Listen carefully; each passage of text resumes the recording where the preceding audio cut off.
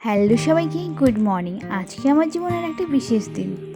আজকে আমার সাত। তো আমি কিন্তু আজকে অনেকটাই খুশি। তো মেয়েদের জীবন কিন্তু তখনই সম্পূর্ণ হয় যখন সে মা হতে পারে। তো আমার জীবনেও কিন্তু এই শুভ দিনটা এসে গেছে। তো দেখতেই পাচ্ছ কিন্তু অনেক রকমের রান্না বান্না করে আমাকে কিন্তু খেতে দিয়েছে।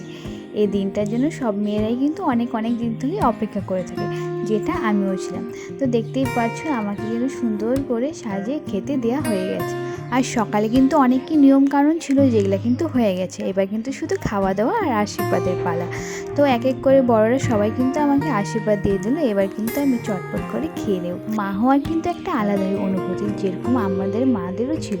তো এবার কিন্তু আমিও মা হতে চলেছি। আমার কিন্তু খুব খুশি লাগছে। তো মা হওয়াটা কিন্তু একটা অনেকই বড় ব্যাপার আমার জন্য। তো সবার জন্য কিন্তু অনেক বড় ব্যাপার। তো আমাদের বাইরেও সবাই এসেছিলো, সবার সাথে একটু ফটোও তুলে নিয়েছিলাম।